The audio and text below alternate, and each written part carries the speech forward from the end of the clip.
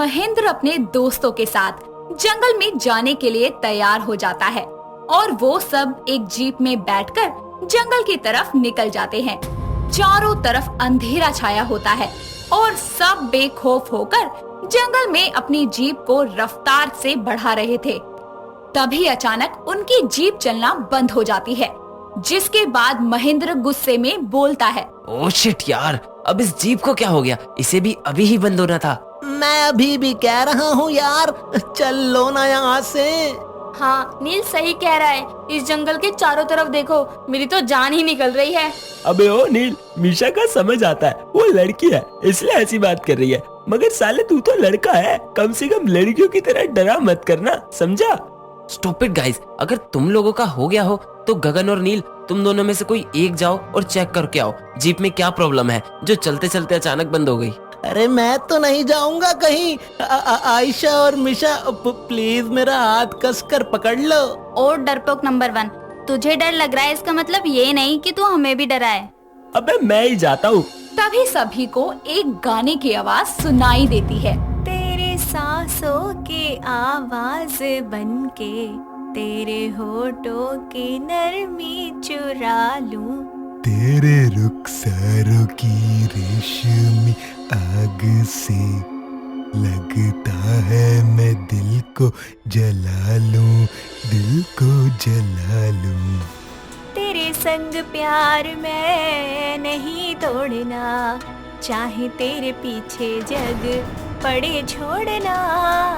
तभी गगन पीछे मुड़कर देखता है, मगर उसको कोई नहीं दिखता, जिसके बाद वो चुपचाप जीप को चेक करने लगता है और तभी गगन को आवाज आती है, तेरे सांसों के आवाज बनके तेरे होठों की नरमी चुरा लूं, तेरे रुखसारों की रेशमी आग से लगता है मैं दिल को जला लूं, दिल को जला लूं। तेरे संग प्यार मैं नहीं तोड़ना, चाहे तेरे पीछे जग पड़े छोड़ना। गगन को थोड़ा अजीब लगता है। वो फिर से चारों ओर देखता है और फिर अपने दोस्तों से बोलता है, अरे यार, तुम लोगों को कोई गाने की आवाज आ रही है क्या? हाँ आ रही है, जो तू अभी गा रहा है। यार मैं मजाक नहीं कर रहा हूँ, मैंने 2 बार गाने की आवाज सुनी है। गा के बता, कौन सा गाना था? यार मुझे इतना नहीं पता, बस ये मालूम है कि कोई गाना गा रहा है। हाँ, इतनी रात को इस घने जंगल में रासलीला चल रही है ना, जो कोई यहाँ गाना गाएगा। मैं अभी भी कह रहा हूँ यार, चल लो ना यहाँ से। अबे तू तो चुप ही कर। क्या यार गगन, तू भी इस नील की तरह बातें बनाने लग गया? रुक, मैं भी आता हूँ। महेंद्र भी जीप से नीचे उतर जाता है। महेंद्र के उतरने के बाद आयशा, मीशा और नील भी जीप से नीचे उतर जाते हैं। तभी उन सभी को फिर से गाने की आवाज आती है और वो सब चौंक जाते हैं, जिसके बाद वो अपने आसपास देखने लगते हैं। तभी महेंद्र अपनी गन निकालता है और अपने दोस्तों के साथ जंगल की तरफ बढ़ने लगता है। थोड़ी दूर चलने के बाद उन्हें उनके सामने एक आदमी खड़ा मिलता है। अंधेरे के कारण वो लोग उस आदमी का चेहरा नहीं देख पाते। तभी गगन अपने फोन की टॉर्च को ऑन करता है और वो टॉर्च की रोशनी से आदमी के फेस पर उजाला करता है। रोशनी पड़ने के बाद पता चलता है कि वो आदमी महेंद्र के पिता थे। ये देखकर गगन बोलता है, अंकल आप ये यहाँ? हाँ, मैंने तुम्हें मना किया था यहाँ आने को, फिर भी तुम सब यहाँ आ गए। हाँ, हम लोग यहाँ आ गए। हम भी देखना चाहते थे कि आखिर वो नागिन इस काली रात में करती क्या है। क्यों इस गांव के लोग इस काली रात से डरते हैं? आज तो उस नागिन का एमएमएस बना कर ही रहूंगा। उसने पूरे जंगल को ऑयल रूम बना रखा है और उसकी वजह से कोई आएगा ही नहीं यहाँ। आज उसकी वीडियो को ऐसा वायरल करूंगा कि कहीं मुंह दिखाने लायक ही नहीं रहेगी।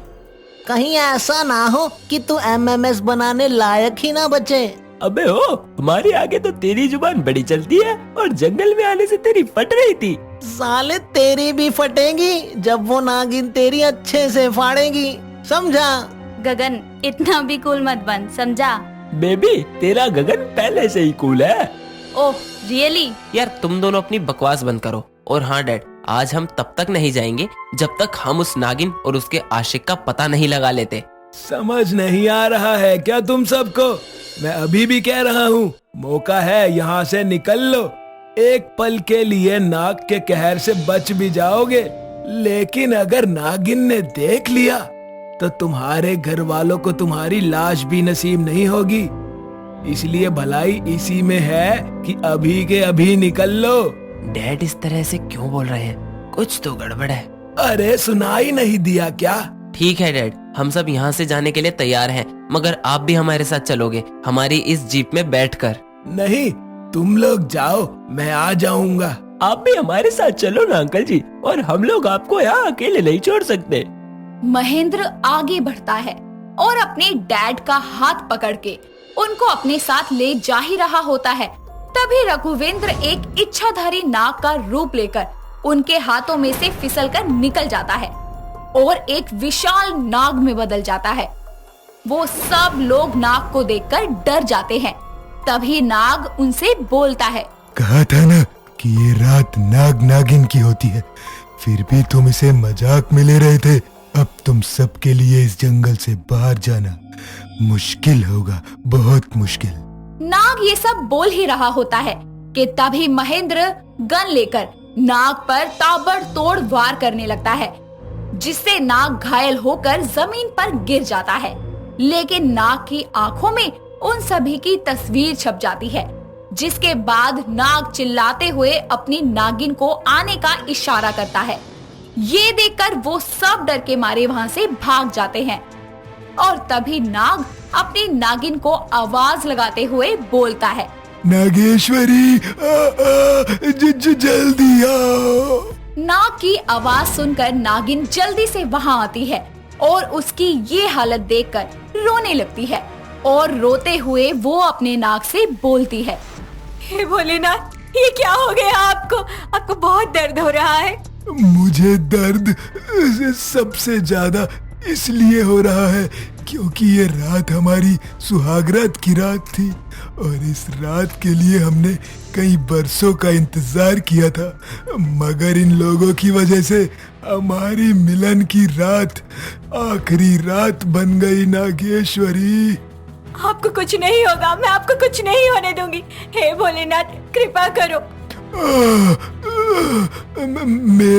मेरा अब जाने का समय हो गया नागेश्वरी, मगर मुझसे वादा करो कि तुम उन सभी से मेरी मौत का बदला लेकर रहोगी। मैं आपके बिना नहीं रह सकती, आप मुझे छोड़ के नहीं जा सकते। आपने मुझसे वादा किया था, हम हमेशा साथ रहेंगे। उन जालिमों की वजह से हमारा मिलन अधूरा रह गया। मेरा समय हो गया है, जल्दी से मुझे वादा करो। मैं आपसे वादा करती हूँ, मैं एक एक को चुन चुन कर उन्हें दर्दनाक मौत दूंगी। जिसने मेरे सुहाग को मुझसे छीना है, उनको आखिरी दम में पानी भी नसीब नहीं होगा। नाग अपनी नागिन की बाहों में दम तोड़ देता है, साथ ही उसके आंखों में छपी हुई अपने कातिलों की छवि को वो अपनी नागिन की आंखों में उतार देता है, जिसके बाद वो गुस्से में अपनी आंखों को बंद करती है और बारी बारी उन सबके चेहरों को अपनी आंखों से देखने लगती है कि महेंद्र, मीशा, आयशा और गगन और इसी के साथ नील ने उसके नाग को मारा है। इन सब का चेहरा देखने के बाद नागिन गुस्से से लाल पीली होकर अपनी आंखें खोलती है और बोलती है, मुझे कसम है मेरे सुहाग की, जब तक उन कातिलों को मौत के घाट ना उतार दूं, तब तक मैं चैन की सांस नहीं लूंगी।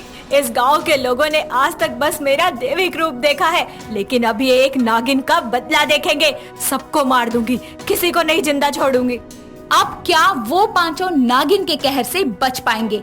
आखिर कैसे लेगी नागिन अपने प्यार, अपने सुहाग की मौत का बदला? जानने के लिए बने रहिए कहानी के अगले भाग के साथ।